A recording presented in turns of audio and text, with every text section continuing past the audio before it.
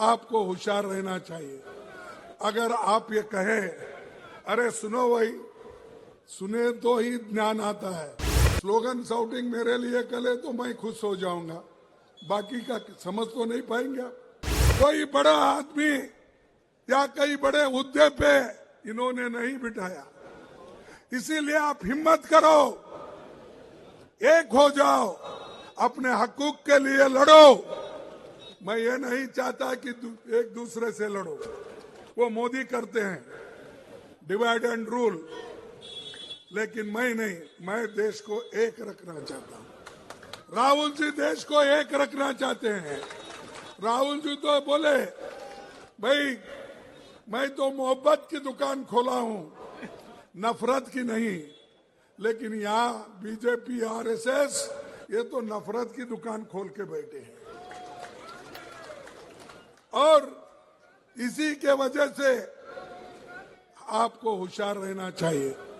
अगर आप ये कहें, अरे सुनो भाई, सुने तो ही ज्ञान आता है, ज्ञान आए तो ही आप बोल सकते हैं, स्लोगन शाउटिंग मेरे लिए करे तो मैं खुश हो जाऊंगा, बाकी का समझ तो नहीं पाएंगे आप।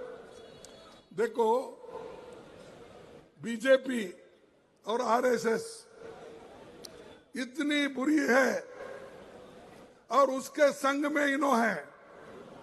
फर्ज करो, अगर कोई आदमी, हम कहते हैं भाई ये विष के जैसा है, ये लोग बहुत डेंजर है, इसीलिए उनको दूर रखो, उनको टेस्ट मत करो, हमने कहा।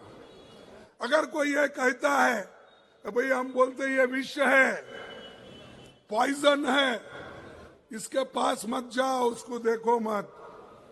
अगर कोई ये भी कहता है नहीं वो विष है या नहीं, मैं जरा चाट के देखता हूं, तो क्या होगा?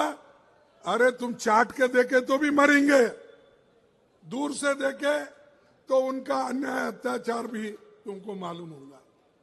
तो जैसा ये आरएसएस और बीजेपी ये विष जैसे है, पॉइजन है, एक एक करके हमारे हकूक को छीन ले रहे हैं, एक एक करके हमारे जितने भी हक थे, महिलाओं के हो, एसटी के हो, एससी के हो, वो सब खत्म कर रहे।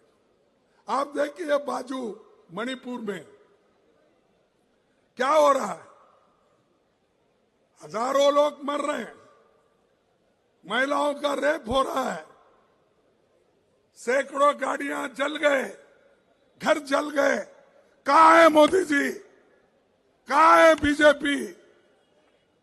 यहां सिर्फ हमको दिखाने के लिए वहां यहां ऐसा फिरते हो।